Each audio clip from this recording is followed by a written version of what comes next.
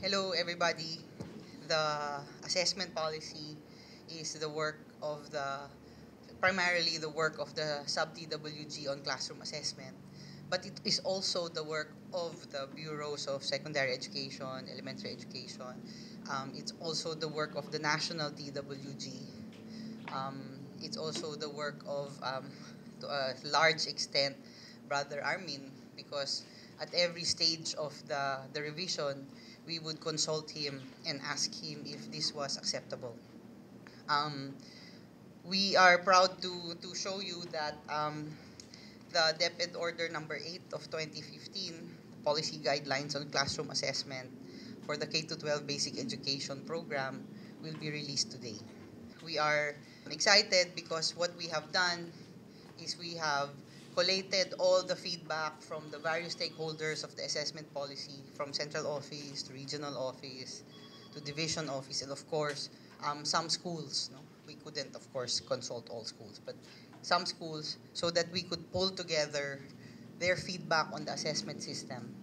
Another consideration is that the assessment system has to make sense also for alternative learning system, and that the connections are imaginable. At the moment, the articulation of the assessment system for ALS isn't there yet. However, it was very important that while we were crafting the policy guidelines for classroom assessment, that we could immediately see how we could translate this in alternative ways. So let me begin with the theoretical basis. Just like the K-12 basic education program, we are drawing from constructivist theory. And the main thing that we are trying to do is to ensure that during the assessment process, appropriate assessment is used to ensure learner success to move from guided practice to independent display of knowledge, understanding, and skills. So we actually start from learners where learners are. And in so doing, we also recognize the value of explicit instruction so that we know what sort of instruction is required at the beginning of a lesson, during the lesson for guided practice, and of course, after the lesson for independent practice. We also want to make sure and enable learners to transfer knowledge, understanding, and skills successfully into future contexts. The other thing that we draw from the zone of proximal development idea of Vygotsky is that we need assessment to facilitate the development of higher order thinking skills and 21st century skills as articulated in the basic education program. On the next slide, we also emphasize that the assessment system of the K-12 recognizes the diversity of learners inside the classroom. We need to remember that we cannot craft an assessment system that is applicable only to one community. We need to recognize that in cities, mountains, rural areas, fishing villages, there are mixes of cultures, religions, languages, and of course, people. And therefore, that leads us to number 2, that we need to assess in various ways and in multiple ways so that we can tap onto the learner's potentials and abilities so that in the assessment process, learners are co-participants. In the constructivist theory, it's very important to emphasize that the teachers and the learners participate in a joint assessment process. And what we are trying to do here is we're trying to make instruction, or rather make assessment inform instruction. And it should be always in unity. What is a classroom assessment? Let's go to the bits of it already. The third thing about classroom assessment is that we're going to use it to track learner progress in relation to the learner or learning competencies and curriculum standards that are articulated in our curriculum. So the most important idea here is that the assessment system dovetails with the curriculum. The fourth thing is that it provides us a basis for profiling students vis-a-vis these competencies. In other words, what we are able to do, we've been able to articulate the learning competencies in a good sequence in our curriculum guides. Our curriculum guides are well arranged from first quarter to fourth quarter following a sequence of easy to difficult. In the same way, by following the curriculum guides and making sure that assessment is connected to curriculum, we make sure that we are also following the curriculum guides in the assessment of competencies, again, from easy to difficult. And we should be able to profile children who are able to work with the easier competencies, have trouble with the more difficult competencies, and follow them through.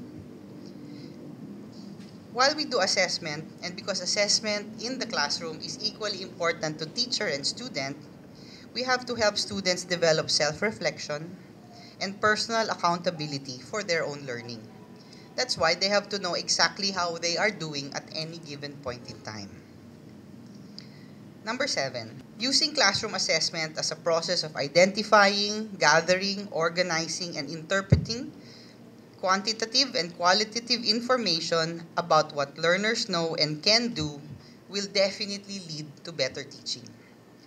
I think that if teachers are enabled to do those 4 things, identify, gather, organize, interpret data about their students' learning, we will be able to use, or they will be better able to use, assessment information for better instruction.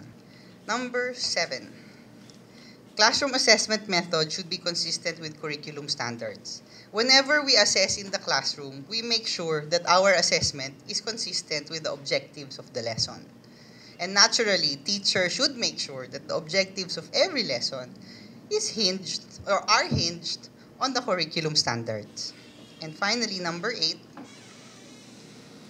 we need to be able to see what sort of competencies or what competencies are already covered by the children. And always the point of view is we want to know how they are progressing on the competencies. So what is assessed in the classroom?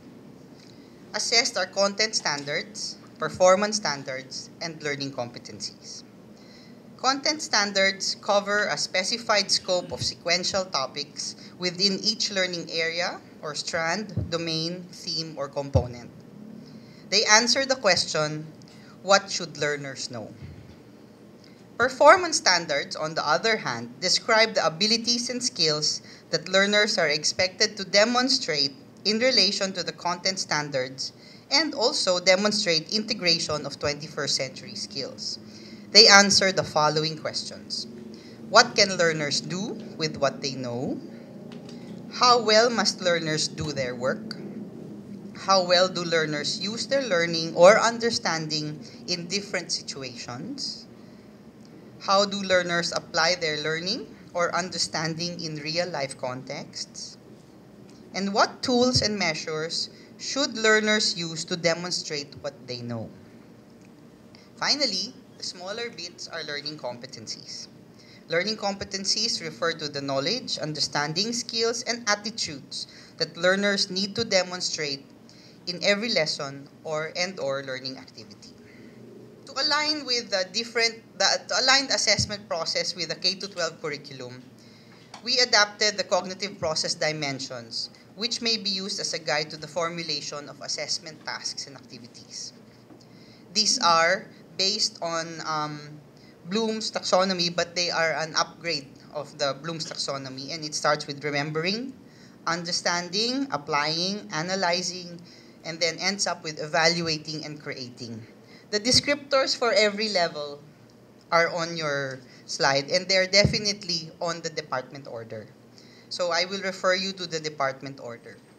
But let me cite you an example of how we are connecting and how we need to think about the K-12 basic education assessment system or framework for the classroom, and how we are migrating to this system from DepEd Order 73. So just an example, for example, curriculum standards, which are articulated in content and performance standards. And let us, for example, just get one of the first component of K-POP, of DepEd Order 73, knowledge. So what should students know? How are they to express or provide evidence of what they know? In the cognitive process dimensions, we can tap onto 2, which would be remembering. The learner can identify, retrieve, recognize, duplicate, list, memorize, repeat, and reproduce. And applying. The learner can execute, implement, demonstrate, dramatize, interpret, solve, use, illustrate, convert, and discover. So this is a way of looking at how we are migrating from one assessment system to another. Here's another example for process. Process on DepEd Order 73 asks the questions, what can students do with the information or facts they have in relation to familiar situations? Number 2, what are the evidence of what they can do with the information and facts they have? In the K-12 assessment system, this would intersect with understanding, applying, and analyzing. When we look at understanding, which answers the questions, what breadth of understanding do the students have regarding the information and facts that they know? And what are the evidence of the breadth and depth of understanding that the students have reached? And this now interfaces with understanding, applying, analyzing, and evaluating. And finally, for performance or product, DepEd Order 73 asks 2 questions. What innovations in terms of products and performance are learners able to do? And what are the evidence that learners can use or transfer their learning in real life or different situations? This intersects mostly with applying and creating. So with this kind of migration from one system to the other, what we're able to do is to connect better our content and performance standards with our assessment system.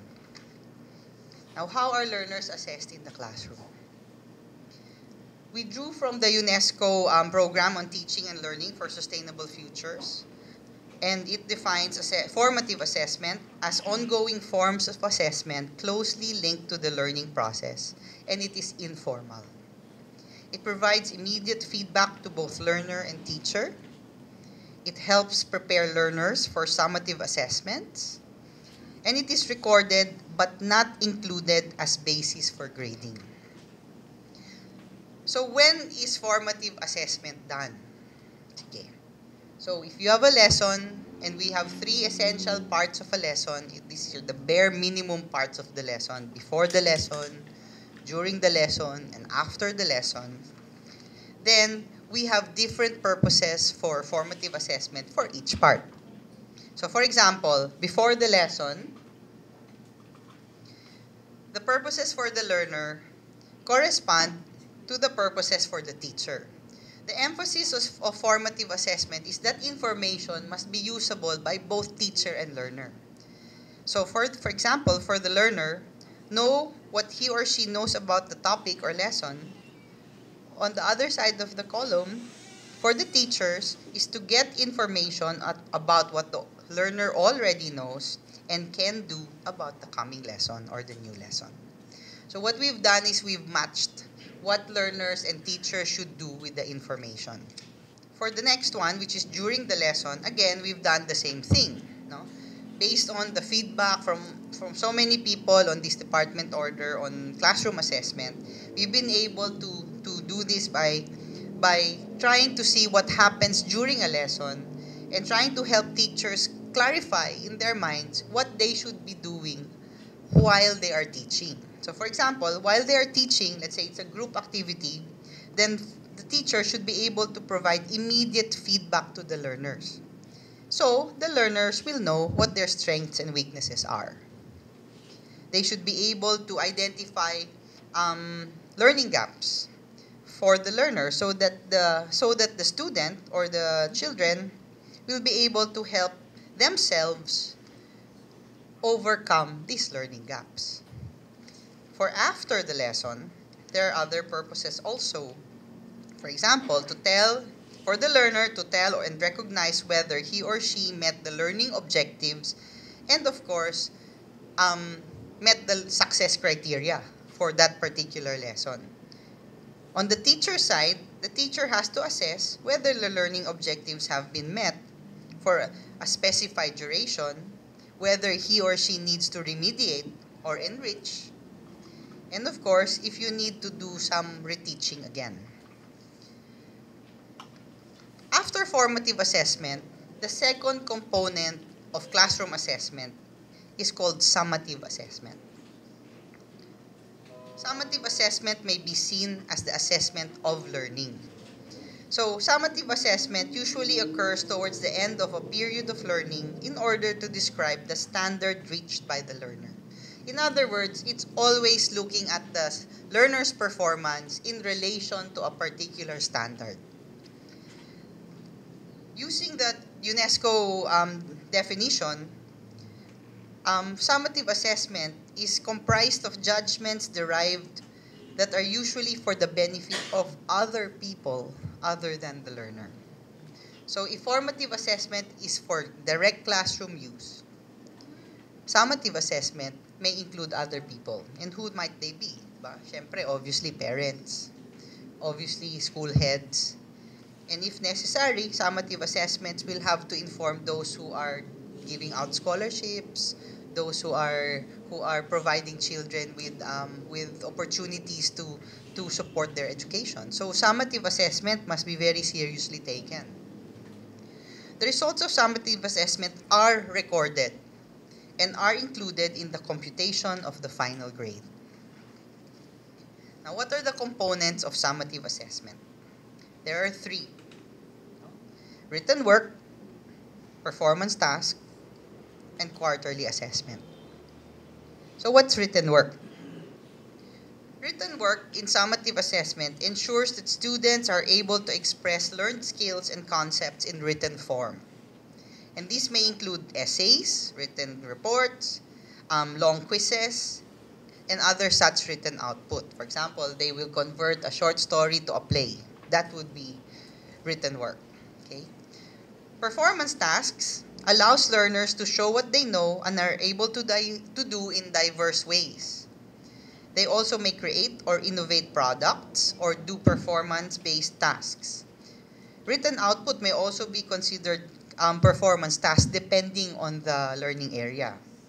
In performance tasks, the focus is on the performance, not the product, not the project, but the way to get to the product.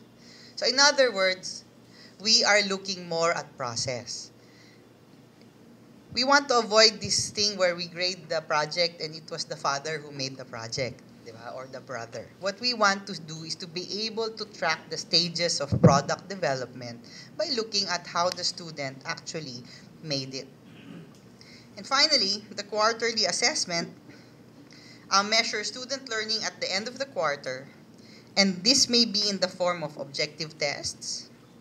An objective test. It may be in the form of performance-based assessment, particularly important for applied areas like sport, art, tech-voc. But it can also be, and I think this is a good thing, a combination of the two. For written work, it is strongly recommended that items in long quizzes or tests be distributed across the cognitive process domains so that our long tests and quizzes don't just focus on remembering or worse, it only focuses on the critical and the analysis. We need a good spread because we must allow the diverse children in our classroom to show what they know. Our tests are not designed only for those who can show what they know on difficult items. Our tests should allow all learners to show what they know and what they can do. Appendix A of DepEd Order 8 was developed by a large group of people, and it has a list of examples of summative assessment tools per learning area. Formative assessment and summative assessment can be done individually or collaboratively. For example, in formative assessment, individual assessment will demonstrate what the learner has learned or mastered by showing it as an individual. Or they can do it collaboratively. One way is by peer assessment, when group mates rate each other, for example, or group mates give feedback on how well he or she performed or contributed to a group output. Or collaborative assessment might also be a classroom project or a poster made by the class. And of course, the assessment would be done for the entire group. the importance of collaborative assessment cannot be downplayed. It's very important to allow children to work together, because collaborative work is an essential feature of 21st century thinking. Summative assessment at an individual level, obviously, unit tests and quarterly assessments are done individually. And for group activities such as putting out a play or mounting an exhibit or doing a performance exhibit, these things are collaboratively done. And therefore, there must be very clear instructions to students what they are expected to do first, and second, very clear indicators to students on how they will be assessed on what they are expected to do. So let's go to the grading system. For kindergarten, the grading of kindergarten is very qualitative, right? We're not using numerical grades in kindergarten. We use a lot of checklists, anecdotal records, portfolios, compilations of children's work. And these are now shown to parents, and parents see what their children are able to do over time. I think the trick here is to remember that in showing what kindergarteners can do, we must need to show it as time progresses. You cannot show it at one point in time, because these little children, they learn very fast and develop very fast, and we need to record them. For grades 1 to 12, learners are graded on the 3 components: written work, performance tasks, and the quarterly assessment. And this is given, obviously, every quarter, kasi quarterly assessment, di ba? Okay. These components are given percentage, weights, and these vary by learning area. Third, all grades are based on weighted raw scores of the summative assessments. And fourth, the minimum grade needed to pass a learning area is 60 on the raw scores. And this is transmuted to 75 on the report card. So let me emphasize, the passing grade is 75 on the report card. But this is based on the raw scores of summative, on the weighted raw scores on summative assessments. And that weighted raw score is hinged on 60 as passing. So if you give a quiz and you have 10 items on your quiz, the passing grade on your quiz is 6/10. There's another aspect to this that I must emphasize, and it will become clearer why later when I talk about the end of the school year, is that we have established, or we have decided, that we will have a floor grade on the report card. In other words, every subject will have a final grade, and that final grade cannot go lower than 60. Okay? So the lowest mark that can appear on a report card is 60. But from 74 to 60, failed na. Does not meet expectations already. I'll explain later why, okay, as we proceed. Now, how is learner progress recorded and computed? First, we add all the grades of learners' work, and this will result in the total score for every component. We divide the total score by the highest possible score of all these assessments, and then we multiply the quotient by 100%, and this will result in a percentage score. We convert the percentage score to the weighted score because the weights differ according to learning areas. We multiply the percentage score by the weight of the component, which is indicated in tables 4 and 5 of the classroom assessment policy. We add the weighted score of each component, and the result will be the initial grade. This initial grade is then transmuted using another table, our transmutation table, which is also on DepEd Order number 8. That transmutation table is already specified na, point by point, grade by grade. Table 6 of the DepEd Order shows an example of a class record, and it also shows the step-by-step computation of these grades. So, how are grades computed at the end of the school year? For kindergarten, as I said earlier, there are no grades, just descriptors. For grades 1 to 10, the average of the quarterly grade produces the final grade. And then, the general average is computed by dividing the sum of all final grades by the total number of learning areas. And I need to emphasize, each learning area has equal weight. Grades 11 and 12 is a little different. The average of the quarterly grades produces the semestral final grade. And the general average is computed by dividing the sum of all semestral final grades by the total number of learning areas for a semester. So in grades 1 to 10, there's one general average. In grades 11 and 12, there's a semestral general average. Because in senior high school, there are courses that are prerequisites of each other. And so we need to shift our thinking from yearly general averages to semestral general averages. Then how do we describe these grades? The summary of learner progress is shown quarterly to parents and guardians through a parent-teacher conference in which the report card is discussed. In other words, we don't issue the report cards. We discuss the student progress. And we are following, well, it's very similar descriptors. Outstanding, very satisfactory, satisfactory, fairly satisfactory, and did not meet expectations.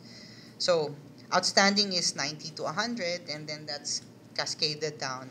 And below 75 would be the grade for someone who did not meet expectations. The final grade in each learning area and general average are reported as whole numbers. In other words, there will be no decimals on the report card. Okay? Now, how are they promoted and retained at the end of every school year?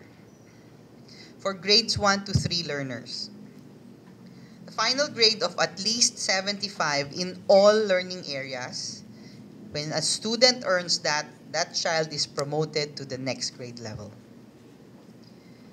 If a child, for example, did not meet expectations in not more than 2 learning areas, this child must pass remedial classes for learning areas with a failing mark so that he or she will be promoted to the next grade level. Otherwise, the learner is retained in the same grade level. If a student did not meet expectations in 3 or more learning areas, then the student is retained in the same grade level. For grades 4 to 10, if a final grade of at least 75 is earned in all learning areas, the student is promoted to the next level. If the student did not meet expectations in not more than 2 learning areas, we do the same thing. The student attends remedial classes for the learning areas with a failing mark, and that student must pass these remedial classes to be promoted to the next grade level. Otherwise, the student is retained. If a student did not meet expectations in 3 or more learning areas, then the student is again retained in the grade level. To earn the elementary certificate and to be promoted to junior high school, the student must pass all learning areas in the elementary. To earn the junior high school certificate and to be promoted to senior high school, the student must pass all learning areas in junior high school. In other words, you do not carry back subjects to senior high. And you do not carry back subjects from elementary to junior high. It's nice to finish things, wrap things up before you move on to the next level. Okay? The remedial classes are very important. And in the DepEd order, there is strong emphasis that if at a certain quarter, any given quarter, by the 5th week of that quarter, the student is already showing signs of having difficulty on the formative and summative assessments, the teacher must already call for the parents for a parent-teacher discussion on student performance to try and figure out what's going on there, why is the child having difficulty, and most important of all, how the child will be supported by both the home and the school. If we do this in our classrooms, we should avoid having a lot of children not meeting expectations at the end of the school year. So it's very important that we are vigilant and preventing failure rather than waiting for failure to happen. But when it does happen, it happens. DepEd has to act accordingly. So if a student really does not pass those remedial classes in more than 2 subject areas, then the child will have to be retained in grades 4 to 10. For grades 11 and 12, again, it is a little different. Okay? Still the same on the passing grade. Final grade of at least 75 in all learning areas in a semester is earned. The student can proceed to the next semester. If a learner did not meet expectations in a prerequisite subject in a learning area, that student must pass remedial class for failed competencies in that subject before being allowed to enroll in the higher subject in that learning area. For example, in STEM, there's pre-calculus and then basic calculus. If a student is not able to meet expectations in some of the competencies in pre-calculus, that student will have to make up for it. And when we say make up, that means summative assessments during that make-up period. And if and when that student passes those failed competencies, we let that student carry on to the next semester towards basic calculus. The same is true for Tech Voc, because these Tech Voc courses are sequenced, diba? Automotive 1, Automotive 2, and so on and so forth. And therefore, you cannot go to Automotive 3 if you haven't passed Automotive 1. The third qualification, if a learner did not meet expectations in any subject or learning area at the end of the semester, we do the same thing. The student must pass remedial classes in failed competencies in the subjects or learning areas to be allowed to enroll in the next semester. Otherwise, the learners must retake the subjects failed. And syempre, to be able to pass senior high school and earn the senior high school certificate, we must pass, or learners must pass, all subjects or learning areas in senior high school. Again, it's very important to emphasize that immediate remedial classes in senior high school is critical so that they don't fail and so they don't get delayed by a semester. It's very important that we immediately do the assessments in the classroom so we prevent these failures from happening. But what if indeed a student did not meet expectations at the end of a period? How are they rated in remedial class? And I think this is one of the things that is most important in our new classroom assessment policy, is we actually articulate how do we deal with those who get marks lower than expectations. So first, summative assessments are also given during remedial class. These are computed, weighted, transmuted in the same way as the quarterly grade. The equivalent of the final grade for the remedial class is called the remedial class mark. The final grade at the end of the school year and the remedial class mark are averaged. And this is why you see it is important to have a floor grade in our final grade. And if the recomputed final grade is 75 or better for grades 1 to 10, the student is promoted to the next grade level. For grades 11 and 12, where there are prerequisites, the student is allowed to enroll in the higher level learning area. Number 5, if the recomputed final grade is still below 75, in other words, the final grade in the card is already 74, And then after remediation, and then the computation of the grade, it's still 74. Then, for grades 1 to 10, the student is retained in the grade level. For grades 11 and 12, the student needs to retake that subject. And for grades 11 and 12, where there are prerequisites, the student will not be allowed to enroll in the higher learning area subject. Now, our recomputed final grade must be issued in a certificate. And this must be signed, that the teacher of that remedial class issues that certificate of recomputed final grade. And then this is noted by the principal and forwarded to the division office. It is attached to Form 137 and School Form number 5. And in our DepEd order, number 8, there is a sample certificate of recomputed final grades. Now, so let's look at an example. Okay? How are learners promoted and retained at the end of the school year? This is a scenario for STEM. So in the subjects, core, and applied and specialized track subjects, there's a failure on pre-calculus and the student got a 74. The learner will have to take remedial classes or sessions for specific competencies that were failed. Okay?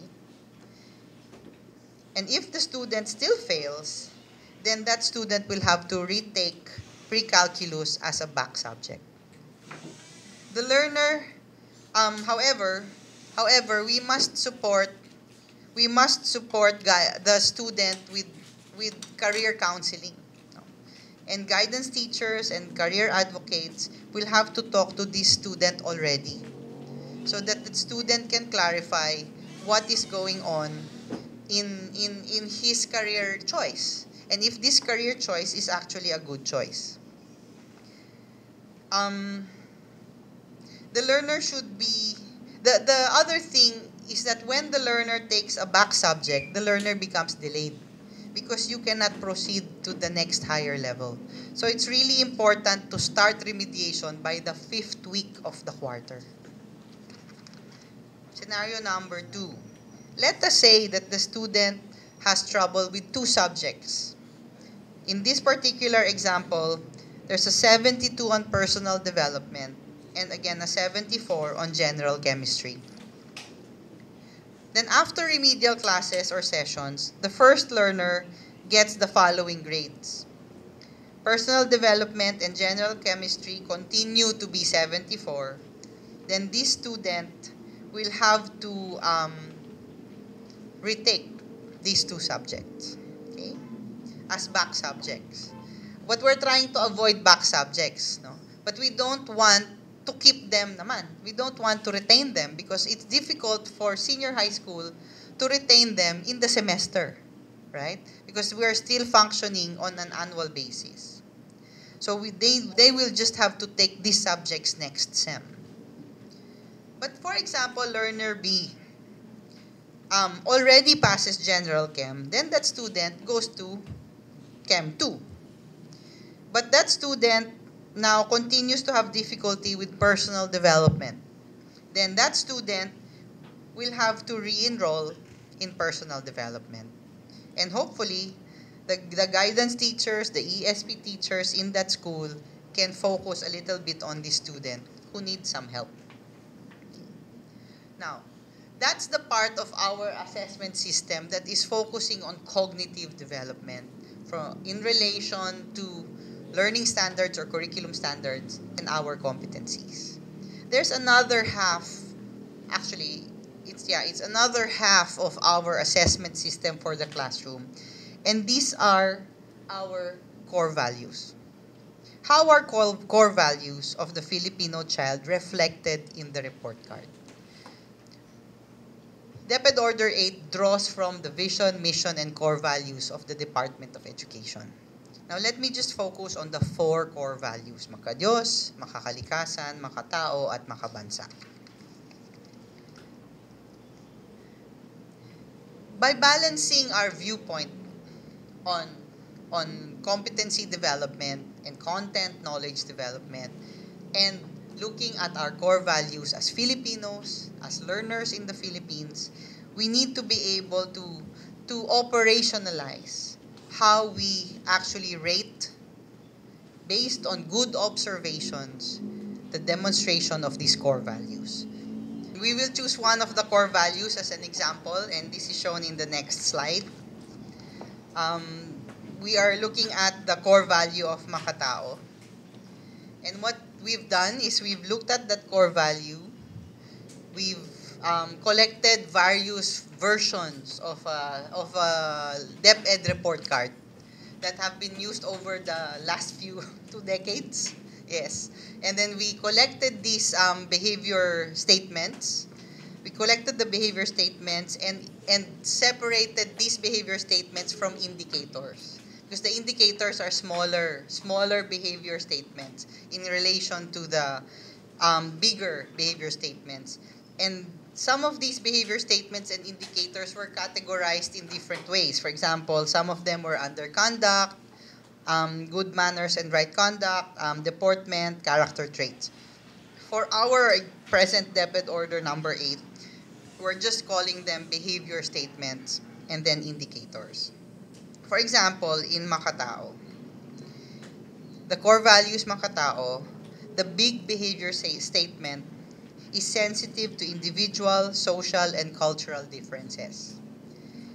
And we have suggestions of indicators. For example, shows respect for all, waits for one's turn, takes good care of borrowed things, views mistakes as learning opportunities, upholds and respects the dignity and equality of all, including those with special needs, volunteers to assist others in times of need, recognizes and respects people from different economic, social, and cultural backgrounds. The second big behavior statement is this demonstrates contributions towards solidarity.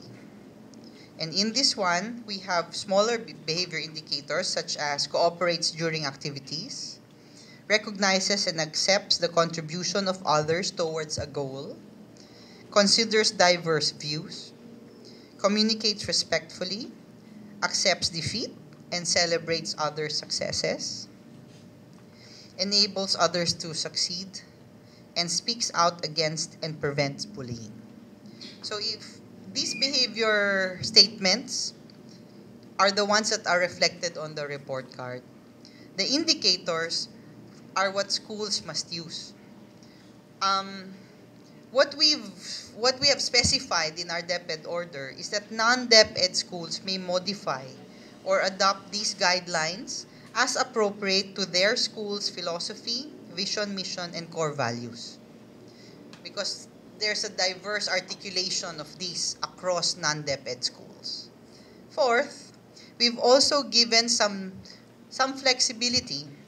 Schools may craft additional indicators for behavior statements. And I think that this is important because behavior statements and indicators, rather, will vary according to age. You'll expect simpler behaviors or expressions of behavior from children in grades 1 and 3 from those that you expect from children in grades 10, 11, and 12.